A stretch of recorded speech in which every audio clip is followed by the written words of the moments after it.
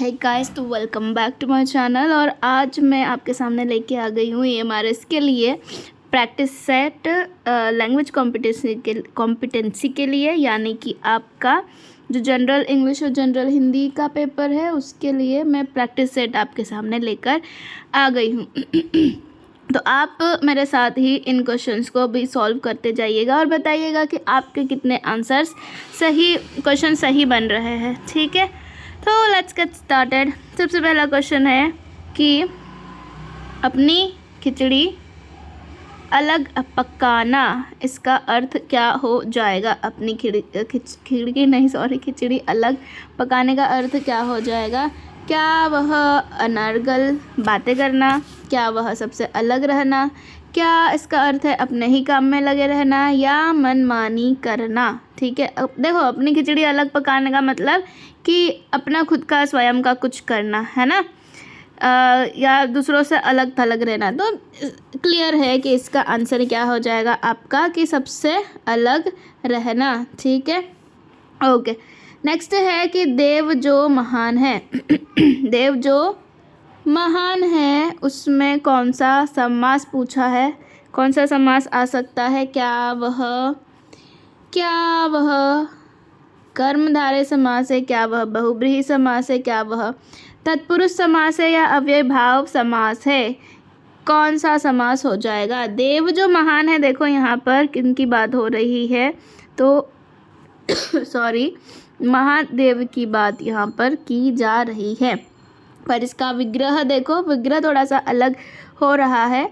देव जो महान है, यहाँ पर देव और महान, देव की महानता के बारे में बात हो रही है, यानी कि देव हमारे क्या है, विशेष्य है, और महान जो है वो उनकी विशेषता है। ठीक है, तो यहाँ पर सीधा सीधा कौन सा हो जाएगा? कर्मधारय समास हमारा हो जाएगा, क्योंकि यहाँ पर प्रथम पद हमारा क्या था, विशेषण है, तथा दूसरा पद जो है वो क्या है, विशेष्य है। ठीक है, देव विशेष्य हो गए, संज्ञा हो गई, और महान हमारे विशेषण हो गई। ठीक है, आया समझ में? तो यहाँ पर कर्मधारय समास हमारा हो जाना चाहिए। नेक्स्ट है, निम्नलिखित शब्दों में से दीर्घ संधि को पहचानिए। देखिए, दीर्घ संधि को पहचानना है हमको, है ना, कि दीर्घ संधि इसमें से कौन सी हो जाएगी?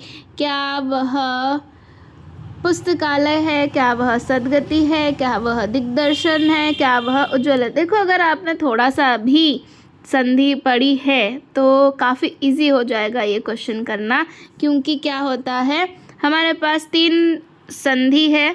ठीक है, जिसमें स्वर है, व्यंजन है और विसर्ग है। विसर्ग पहचानना, यानी कि जिसमें विसर्ग आ जाए किसी भी शब्द संधि में। नेक्स्ट है कि व्यंजन में क्या होता है कि वर्ण जो है बीच में वो कैसे होते हैं, आधे आधे होते हैं। ठीक है, अब आप बोलोगे कि पुस्तकालय में भी तो आधा है। जी नहीं, पुस्तक एक वर्ड पूरा है पुस्तक एक अलग शब्द है। ठीक है, और आलय एक अलग शब्द है। आ रही है बात समझ में? दोनों को जोड़कर क्या बना है, पुस्तक आलय बना है। तो हमारा दीर्घ संधि क्या हो जाएगा?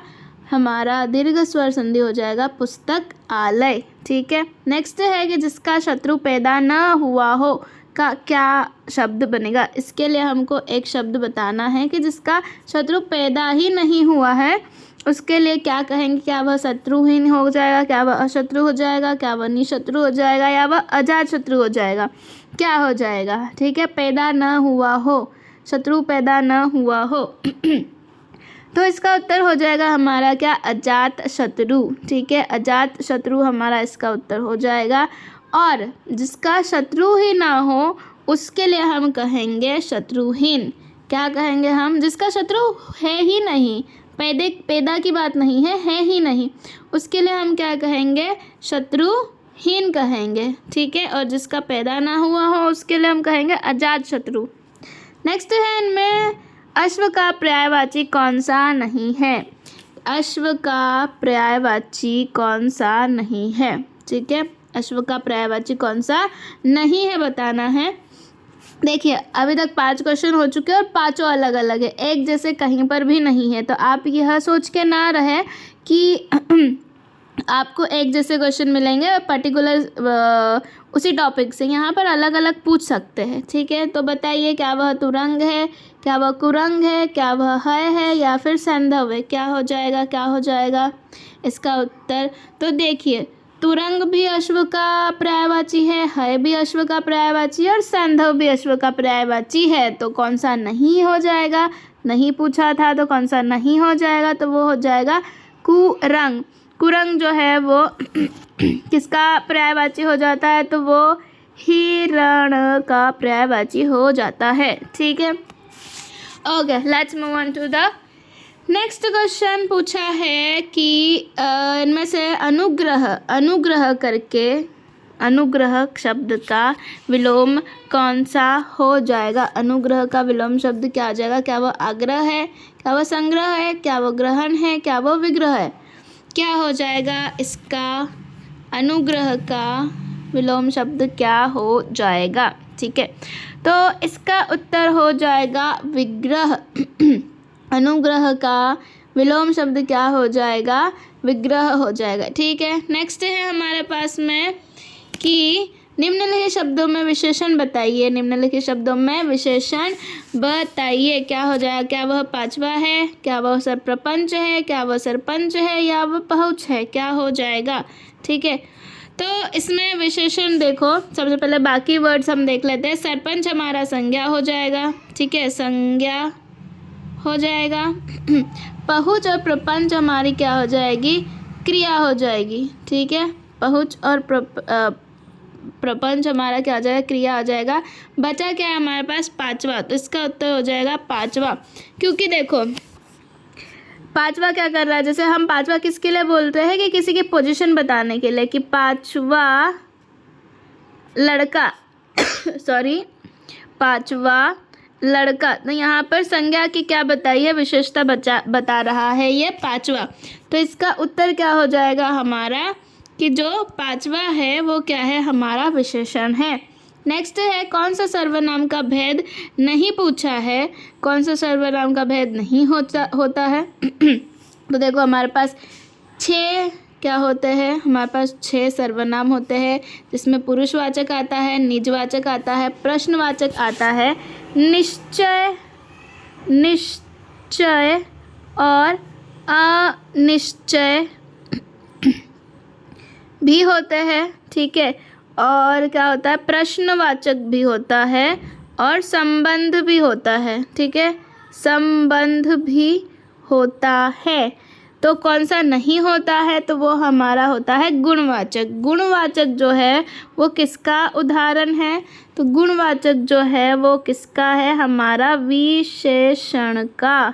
विशेषण का क्या है? वो टाइप है। ठीक है, ओके, तो नेक्स्ट पर देखते हैं और बताते जाइए आपके कितने बन रहे हैं। वर्तनी की दृष्टि से कौन सा शब्द सही बताना है? क्या वो ज्योत्सना है, क्या वो ज्योत्सना है, क्या वो ज्योतिर्ना है या वह ज्योत्सना है? क्या हो जाएगा? वर्तनी की दृष्टि से सही शब्द कौन सा हो जाएगा?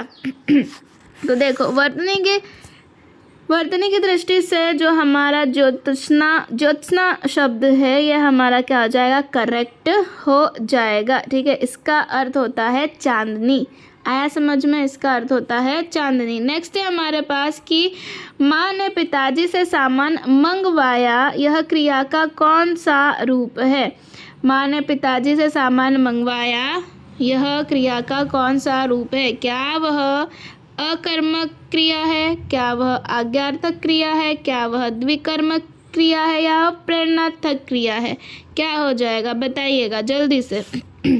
अकर्मक, आज्ञार्थक क्रिया, द्विकर्मक। ठीक है, तो इसका हमारा उत्तर हो जाएगा क्या? प्रेरणार्थक। क्या हो जाएगा? प्रेरणार्थक। प्रेरणार्थक क्यों हुआ है पहले हम देख लेते हैं कि जब कर्ता यहाँ पर कौन है? माँ है ना, वो खुद काम ना करके किसी और से, ठीक है, क्रिया का संपादन न करके किसी अन्य के द्वारा उसे पूर्ण कराता या कराती है, तो ऐसी क्रिया को हम क्या कहते हैं? प्रेरणार्थक क्रिया कहते हैं। और इंग्लिश में इसे कहते हैं